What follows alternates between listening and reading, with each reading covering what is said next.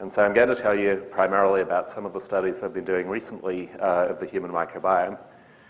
So you might be wondering why you should care about your microbes personally, and a large part of the answer to that is that every time you open the pages of Science, Nature, or PNAS these days, you seem to get exposed to some fascinating new story about microbial involvement in processes that we never suspected they were involved in. So just over the last year or so, we've discovered that microbes are involved in whether or not Tylenol is toxic to your liver. It can undergo completely different catabolic pathways depending on which group of sulfur reducers you have. So your microbes even tell you who to have sex with if you're a fruit fly at least.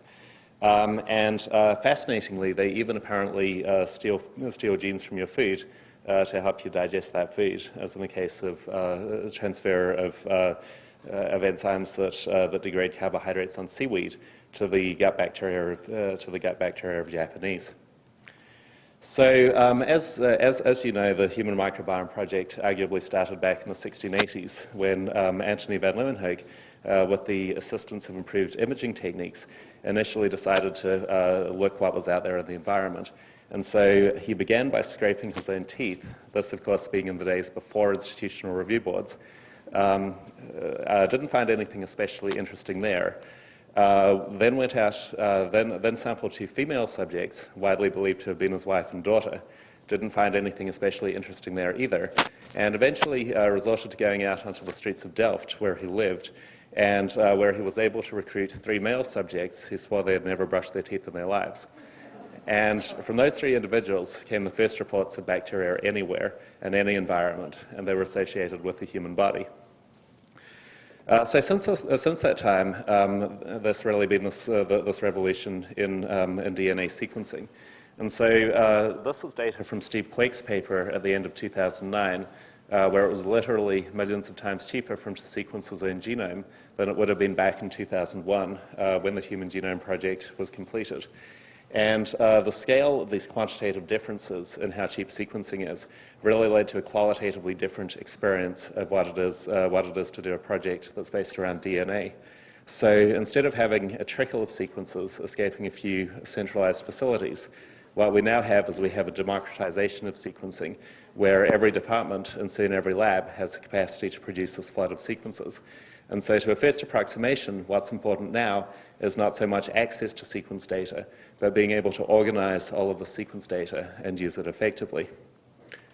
So, this really becomes an issue. So what I'm showing you here is just the data from a recent study we did with Noah Ferrer's group at Boulder. And on the left-hand side, I'm showing you the first 9 out of 130,000 sequences we looked at in the study, if you just open it up in a text editor. Here's the representation of the tree file. Here's the naive visualization of the tree. And it's very difficult to derive meaning from the sequences and from the phylogeny at this level, right? And it doesn't even help you if I tell you about the study design. So what we were doing here was a biogeographical study, only instead of looking on a very large scale, like, for example, Wallace and the other 19th century explorers who began discovering biogeography with, for example, this very famous line that separates on one side the Asian fauna, so monkeys and rhinoceroses and so forth, from on the other side the completely different Australian fauna with kangaroos and so on. We were doing something like this but a lot closer to home. So what we did is we rounded up 3 people and looked at all 10 of their fingertips and all of the keys on the computer keyboards that they exclusively typed on. And so we were starting to look for biogeographical patterns like, the keys are desert, where relatively few microbes survive compared to the lush valleys of your fingerprints. And similarly, is there a Wallace line between the G key and the H key, right? Because they're right next to each other on the keyboard, but you type on them with opposite hands. So depending on what's important for dispersal, you would expect to see totally different patterns. So two other views of the data I showed you on the last slide make the patterns and the main things going on in the system immediately clear. So here, what I'm showing you is data at the whole community level based on 16S ribosomal RNA gene sequencing. And so each point on these plots is now the whole microbial community from either an individual fingertip or an individual key. And if I color those by subject, you can see that the first, the second, and the third person all of their keys and all of their fingertips cluster together, and they're completely distinct from one another. On the other hand, if I color each point according to whether it's a key or a fingertip, you see essentially no separation whatsoever. Right? So in other words, each of us has a unique skin community that we transfer pretty much wholesale from our fingertips to our keyboards when we type. In another part of the study, we found that we could actually match the computer mouse up to the hand that touches that mouse with up to about 95% accuracy. So we have this incredibly personalized microbiome. And this came out in PNAS last year, but more importantly, it was also on CSI Miami, so you really know it's true. Anyway, so to some extent we're developing new techniques to generate the pretty pictures like I showed you. But to a large extent we're using very old ideas. So for those of you who reread or perhaps read for the first time Darwin's work on the origin of species in 2009 for the 150th anniversary of its publication, you'll remember it's a pretty dense read, right? So the first edition consisted of 502 pages and only one figure. So people who read it for the pictures are often disappointed. But really they shouldn't be, right? Because that one picture that Darwin thought was important enough to include is the first representation of a phylogenetic tree anywhere in biology. And it's this organizing principle of phylogeny that allows us to get so much out of the data, looking at which organisms are present in a given sample. So Kathy Lozapone, who completed a really nice PhD thesis in my lab a couple of years ago, used this very simple definition of a community distance metric based on the phylogenetic tree that we call UNIFRAC, or for unique fraction metric. And basically the intuition here is that we should just measure the distance between two communities. It's a fraction of the total branch lengths unique to a given environment with respect to the others. So the intuition is that if you have two completely unrelated communities where you can never have an organism transferring from one to the other, all of the branch length on the tree will lead out at the tips only to members of the red community or only to members of the blue community. So 100% of it's unique, none of it's shared, and we define that distance as 1. Whereas in contrast, if we have two identical communities with complete sampling, all of the branch length on the tree is going to lead both to members of the red community and to members of the blue community. So all of it's shared, none of it is unique, and we define that distance as 0. And then any actual tree, in any actual pair of communities, is going to have some unique branch length, some shared branch length, and give us some distance between 0 and 1. So why is this so important? Well, there is one universal tree of life, right? Which is why projects such as GBA and Microbial Earth here at JGI are so critical for letting us interpret and understand all this data. So what we can do is we can take that one universal tree of life and take microbial communities from anywhere on that tree, use the tree as this common reference framework for comparing all those communities. And in this case, where we have 3 communities on one tree, compare red to yellow, red to blue, yellow to blue. Take all of those pairwise distances, summarize them in a distance matrix, and then use that matrix to produce things like the principal coordinates plots, like I showed you before with the keys and the fingertips, where we're separating out the communities according to their intrinsic variability. Or do things like hierarchical clustering or machine learning or all kinds of other things with the data to get an insight for what the main things are that lead to similarities or differences among the communities. So with this technique in hand, Kathy initially decided that she would look at everything. And what she did is she went to GenBank and did a meta-analysis of 111 studies, 202 samples, and over 20,000 sequences. And this was a sample set that literally spanned the Earth, right? Everything from the poles to the equator, extremes of temperature, pH, nutrient availability, just about every other physical and chemical factor you could imagine. And so the reason she was able to do this is that all of this was sequence data collected not in exactly a consistent way, but all collected on one gene, the small subunit ribosomal RNA gene. And so traditional fingerprinting techniques like treflip or DGGE, although they're very useful within one system, you can't really use them to compare across different systems. And so the question was, out of all this complexity, were there going to be any clear patterns that partitioned the variability in these different microbial communities? Much to my surprise, the answer was yes. So we saw this very clear split between saline and non-saline communities. You'll notice some points in blue in the middle. What those are estuaries, where you really do have a mixture between the saline and the non-saline communities. And by the way, it matters a whole lot how you measure those differences between communities. So these are the results with a somewhat expanded data set using Unifrac. Here's a couple of other ways to do the clustering, like the Kaczynski quantitative symmetric measure or Euclidean distance. And you can see that when you disregard phylogeny, what happens is that you get these spike artifacts at right angles, and you lose things like the result that the estuaries are intermediate. And the reason for this is that when you use a non-phylogenetic metric, you're not free of assumptions about the phylogeny. You're instead making a very specific assumption that you have a star phylogeny and all organisms are equally related to one another. Right, and so giving up on that false model of biology and taking into account the true relationship among the sequences, even if your tree is imperfect, turns out to be incredibly useful.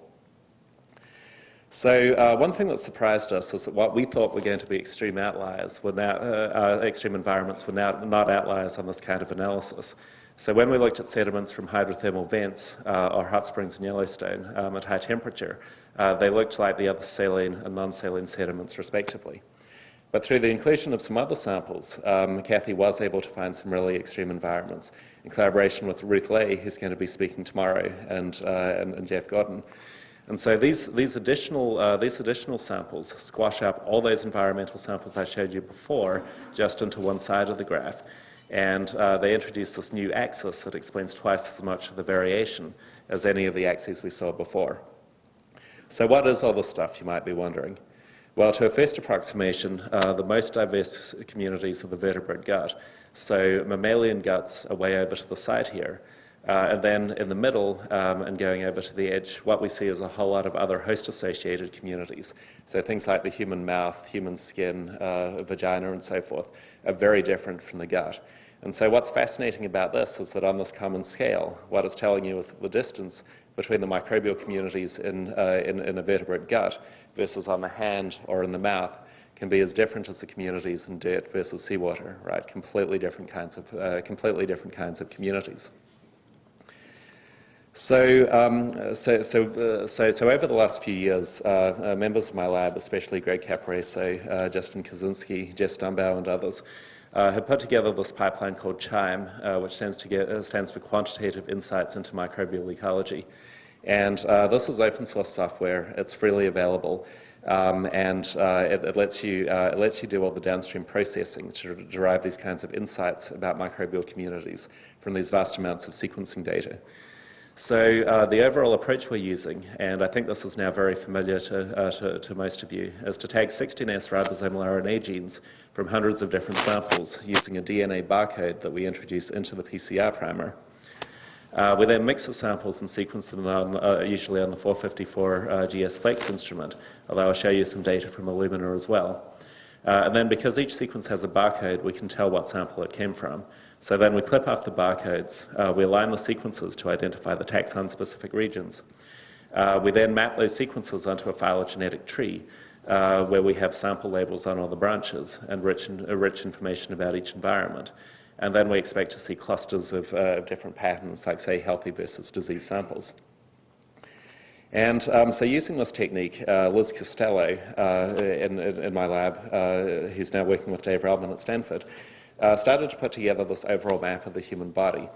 So the procedure here was basically to round up 7 people and sample them at 27 different locations on the body, which, as you can imagine, is a lot of places to stick a Q-tip first thing in the morning.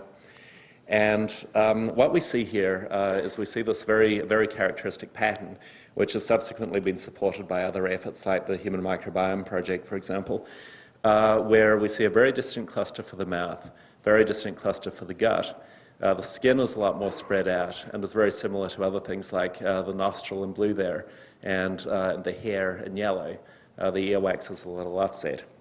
And so what was exciting about this is it was the first time that many different sites had been sampled from the same people, so we could be sure that the differences we were seeing in different body habitats were due not to variability between different subjects in different places, but were due to variability within each subject. And so we didn't see a lot of clustering by sex. there wasn't a lot of clustering at this scale by person, although one of our subjects was very different from the rest. So he showed up on the day of sampling and said, by the way, I was on Cipro for a sinus infection 2 weeks ago. Do you think that'll matter? And I said, well, it's too late to go back and get permission to recruit someone else now, so I guess we'll find out. And what we found is that that person was totally different in the gut, in the mouth, and in all of the skin habitats and all the other habitats from all of the other people that we looked at in the study.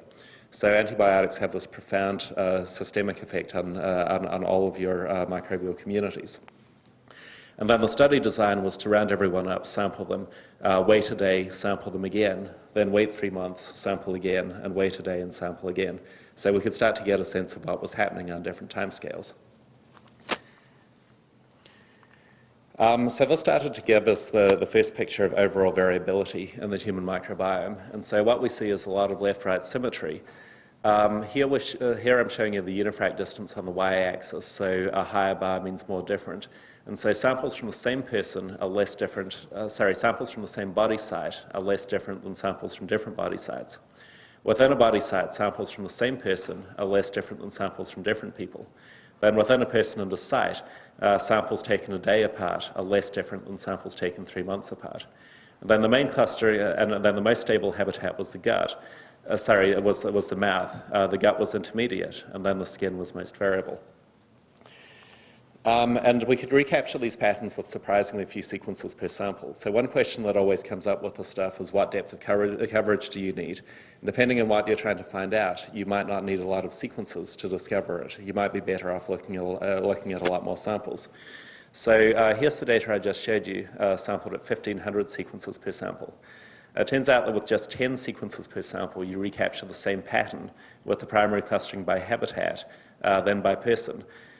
You get the right trend with months, but you have to go all the way up to 50 sequences per sample to recapture the result that samples taken a day apart are more similar than samples collected 3 months apart with reasonable statistical confidence. But a handful of time points isn't really sufficient for this kind of stuff. And so in our study, we looked at 4 time points. In the HMP, they're only looking at 3 time points for most of the individuals. And so here's the viewer that we use to look at this data. So there's the gut, for example. There's the mouth. And if I rotate this around, so we now have this explicit axis for time, this separation is about 3 months, and then you can't really see the one-day separations. But what you'd really like to do is you'd really like to go back to the same set of people and sample them every single day for months and months and months. And so we recently figured out how to do that on the Illumina platform, where we can run just thousands of samples in multiplex. And what we get is this. So we're starting to recapture we're starting to get the variation from daily sampling. This is over a period of 6 months now. Daily sampling in our individuals. And the concordance between the Illumina data and the 454 data is really nice.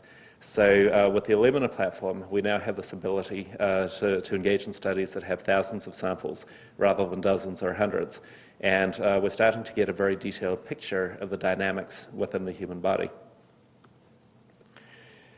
Now, all of the stuff painting principal coordinates plots, it can be very useful, but in some ways it's more like art than like science. And so Chris Lauber, a very talented postdoc in my group, was interested in looking at the biogeography of his own face. And so what he did is he picked out 50 different patches on his face and sampled the microbes in each of those locations. And when we do the principal coordinates plot, we can kind of see some patterns. So, for example, these 2 samples are really offset. Those are the mouth. And you can see some patterns. Of different colours, where the way they're arranged is that adjacent colours tend to be adjacent patches or symmetric patches. But what you really want to do is not just view this kind of thing in an abstract sense, but what you'd like is a picture of the face directly, where you can just colour on the principal coordinates. So Antonio Gonzalez, a computer science grad student in the lab, enabled exactly that. So what we can do, here's principal component 1. Here's principal component 2, which is a little puzzling. Right? You have this one patch that's very different from all the others. But when you know that our subject wears glasses and tends to adjust them from time to time, you know that the finger microbes are totally different. It starts to make more sense. And the other thing you might want to do is you might want to relate these to taxa that you can that you recognize and can understand. So the other thing Antonio did was set this up so that we can just paint on bacterial taxa from anywhere, really. And so if I show you, for example, Propionibacterium, which is a classic skin bacterium, you can see there's a whole lot of it everywhere except the mouth, which is more contaminated with the oral community, and the ears, which stick out, so they're a few degrees colder than the rest of the body, and apparently it's too cold for Propionibacterium to live there. And then if I show you something like Prevotella, Prevotella's absent pretty much everywhere, except there's a lot of it on the lips. There's also some in the ear and on the cheek. And again, given that it's a classic oral bacterium, you can kind of understand where that might have come from. So what's cool about this is that by looking at the microbes, we can start to figure out some things about the habits of our subjects. And of course, there's all sorts of ethical implications with this kind of identifiability, right? And I really shouldn't tell you how we recruit our subjects. The last thing I'll tell you about with respect to that is that we can even start to make movies of the microbiome. So in collaboration with Jacques Ravel's group, we took that time series data, and what I'm showing you now, the frame that we're seeing is defined by all those different body sites and different people in Liz's study. And so the individual traces, what I'm showing you here, is individual traces for the skin, the mouth, and the gut for 2 subjects.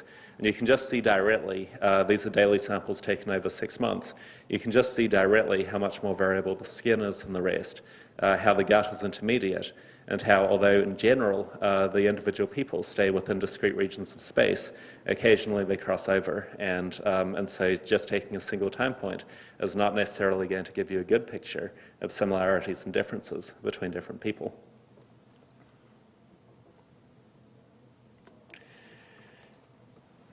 Okay, so now you might be wondering where our microbes come from, and if you have pets or kids, you probably have some dark suspicions about this. But in collaboration with Maria Gloria Dominguez at the University of Puerto Rico, we're able to do some sampling of the microbiota within 20 minutes of birth, and then the mother's 2 hours before birth. And so what we see is a fascinating effect of delivery mode on the initial inoculum. So what you can see is that in the babies, there's a lot of, all the body habitats more or less look the same, unlike the highly differentiated adult body habitats. If they came out the regular way, they all look more or less like the vagina, specifically their mother's vagina, as you would expect. Whereas if they're delivered by C-section, they all look like skin. And another view of that data just makes it really clear. So here we have all of the mother's vaginal samples in red and all the body habitats of all the vaginally delivered babies in pink. Whereas over here, we have the mother's skin in blue, in dark blue, and then all of the body habitats from all the C-section babies in light blue. And then the mother's mouth is this totally distinct habitat over here. And then in collaboration with Ruth Lee, we've been looking at infant development. So what we can see here is that over the first 3 years of life, the infant gut microbiota develops from the meconium into a community that more or less resembles the mother's community. And we see this relatively steady increase in diversity. We also have a fairly impressive ability to correlate both the 16S data and the shotgun metagenomic data with events like formula feeding, solid food, and that kind of thing. So we're starting to be able to get the data we need to build predictive models of how microbial communities change. So you might be wondering about the effects of genetics on the microbiome at this point. And in collaboration with Jeff Gordon's group in 2009, we found that, fascinatingly, monozygotic twins did not have more similar gut communities than dizygotic twins did, although related individuals had more similar gut communities than unrelated individuals. And so this is very puzzling, and I think Ruth is going to talk more about this tomorrow. It's very puzzling, given that we know that individual differences in mice have individual genetic differences have very large effects. So, for example, the leptin mutants, the OB mutants, are much heavier than regular mice, and they have a radically altered gut community.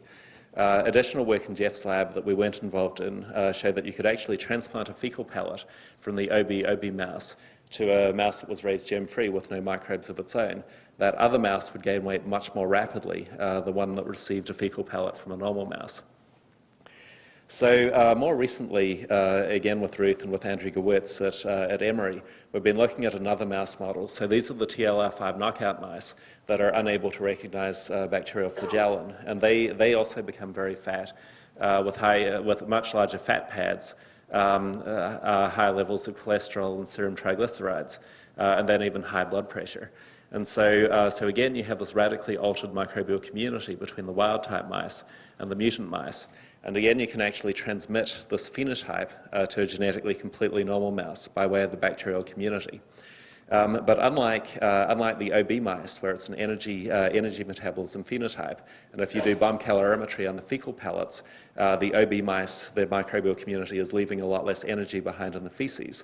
With the TLR5 knockouts, it's a completely different effect. So what's happening is that their microbial communities are actually making them hungrier. So they eat more, and that's why they become obese.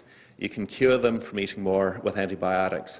And if you do controlled feeding, so you only give them the same amount of food as a normal mouse, they no longer become obese.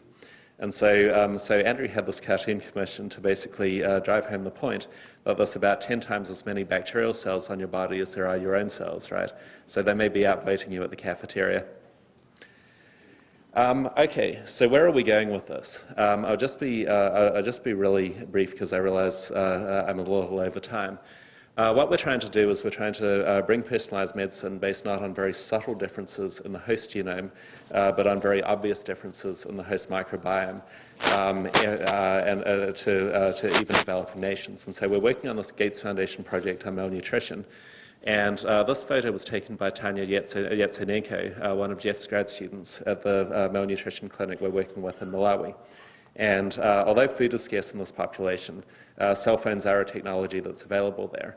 And remarkably, the current statistic is that there are 5 billion active cell phones on Earth, which is pretty impressive when you consider there's only about 7 billion people, right? And the reason why this technology has achieved such penetrance is primarily Moore's law. The decrease in the cost of processing power over time has been absolutely remarkable. Right, but one thing that's getting even cheaper than the ability to process signals is the ability to sequence DNA. And so as DNA sequencing gets even cheaper and even easier, we're expecting this to be one of these technologies that's just going to be available everywhere, not just in developed countries. And so we're starting to work on this now. We're in the Gates Project on malnutrition, where we have young individuals with low BMI. And our NIH-funded project on obesity, where we have adults with much higher BMI. What we're doing is we're looking at the effects of putting those communities into mice and looking at how those mice gain or lose weight on different diets or in different interventions. And the data we get from this is just beautiful. So what I'm showing you here is data from 5 different mice colonized with the gut community of the same individual. We start them off on mouse chow. We switch them over to the Malawi diet, which is about 90% corn and 10% leaves, where there's this very rapid shift in the community. And it's so consistent across mice that you can just fit it with a single exponential curve. You start giving them the ready-to-use therapeutic food like they get in the clinic, so peanut butter, milk powder, olive oil, and so on. They start to recover, but then you switch back to the Malawi diet after 2 weeks. And that's a very rapid change again. Right, so what we think we can do is we can start to build these predictive models of what's going to happen to a given ecosystem when you modify it. And so obviously it's far too expensive to use notobiotic mice in a clinical setting and far too slow. But the idea is that we can use this mouse model to fit what's going to happen in an in vitro system, and then use an in vitro model to figure out then use that in vitro model on a much larger scale to figure out the rules that we need, where just from a DNA sample of the gut bacteria, we'll be able to figure out what clinical intervention is going to work for a particular individual.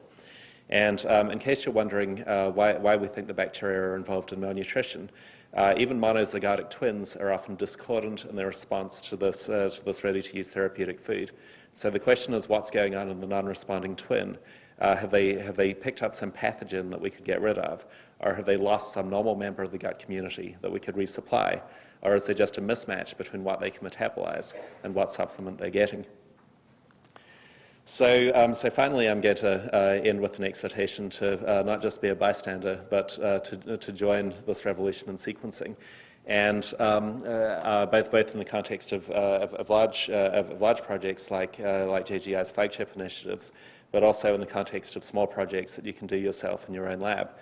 And so Time Magazine a few years ago made you, as in the user of user-generated content, the Person of the Year. And this has been, and so they were thinking of things like Wikipedia, which now has hundreds of millions of articles, and Flickr, which has billions of photos. But given the advances in sequencing technology, like with the Illumina time series I showed you, sequencing wasn't even the main cost. It cost us more to extract the DNA than it did to do the sequencing. And so being able to take all this information generated by different people, and as the cost of sequencing continues to decline, being able to aggregate it and make use of all this information in a systematic and organized way is really going to be the main challenge. And so the vision here is that you want to be able to see your sample in the universe of other samples easily, rather than going through a huge amount of effort to try to figure out how to integrate your data. And so we're starting to do this right now with projects like the Earth Microbiome Project, where we have a commitment from primarily Illumina, MoBio, and Eppendorf to sequence the first 10,000 samples for 16S and metagenomic sequencing right now. And basically in combination with Genomic Standards Consortium standards, which Nikos Kerpidis here at the JGI and others have done an enormous amount towards, the idea is that we'll be able to figure out what results we can translate between different systems and different scales. And so some of the things we're looking at include a few thousand bog samples, a few hundred oil spill samples, a few thousand soil samples, a few thousand samples from the San Diego Zoo. And what's been really remarkable about this is how the community is starting to come together to supply samples and to figure out what standardized protocols we're going to use to be able to get this framework where soon, when you go into a new environment, you won't have to do it de novo, right? You'll be able to relate it to all this information that already exists. So finally, I'd like to thank the current and former members of my lab who've done a lot of work that I've shown you.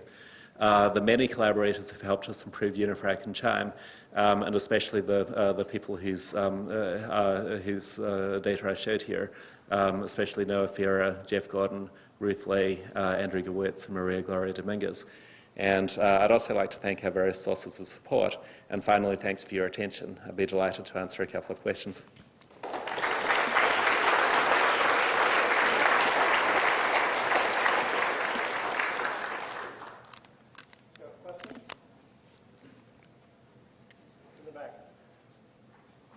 Stand up. Yeah, so yeah, I suppose you lost the slides here about doing personalized medicine in a lab. So here's just a curious question. I recently had the experience of waiting like 6 days for some lab to figure out that my kid had scarlet fever right before they figured out that, yeah, probably penicillin would be a good idea.